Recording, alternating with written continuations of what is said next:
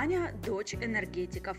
Более того, ее папа и мама работают на одном предприятии – в энергосбыте. С малых лет она растет в этой необычной атмосфере и не понаслышке знает, какова ответственность этой профессии. Я была в энергосбыте, было мероприятие в ЦОПе, Центр обслуживания потребителей, и я там была неким консультантом по энергосбережению. То есть ко мне подходили люди, я их консультировала, рассказывала, что такое энергосбережение, правила энергосбережения.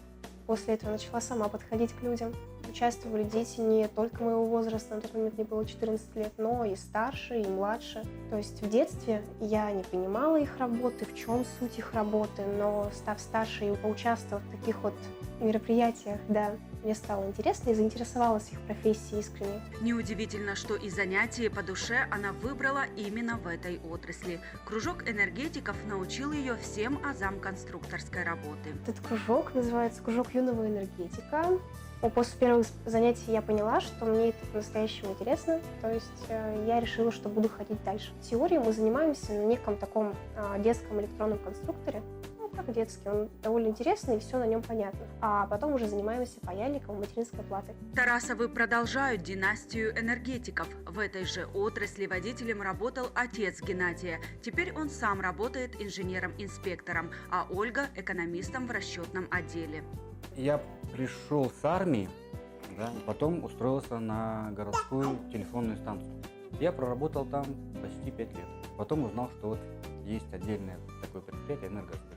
И сейчас, конечно, мы рады, что у нас совпадает график, что мы постоянно вместе и много общих интересов, много общих друзей, Да. поэтому... А мы по работе соприкасаемся даже. Ну, понятно, что инспекция, Он расчетная инспектор, группа – это да, его... неотменная часть. Мы ходим друг друга и дома, так и на работе. Поработали, вместе пообедали, и вместе пришли домой. Профессия инженера-инспектора – одна из ключевых в энергосбытовой деятельности. Практически вся работа с потребителями связана с его контролем. От осмотра электропотребляющей установки до решения вопросов оплаты энергоресурсов.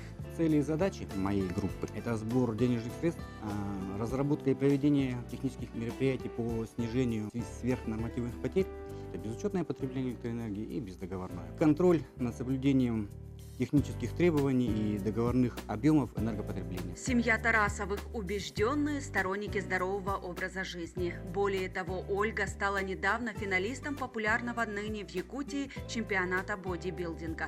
Геннадий – любитель водного спорта. При этом привлекает к плаванию и дочку. Мы вот всей семьей посещаем бассейн. Сейчас пока я с ними не хожу, потому что Сейчас у мы нас с дочей маленькую ходим. не с кем оставлять. А со старшей дочкой постоянно папа ходит в бассейн, я хожу в тренажерный зал. Спортивная семья. Вместе на работе и дома, все сообща и советуясь. Наверное, и в этом есть простой секрет плодотворной работы и крепкой семьи. Семья для меня – это мой тыл. В семью стремлюсь после работы. Меня здесь ждет любимая жена, любимые детки. Ну, Вроде конечно, так и мой всё. дом, моя крепость.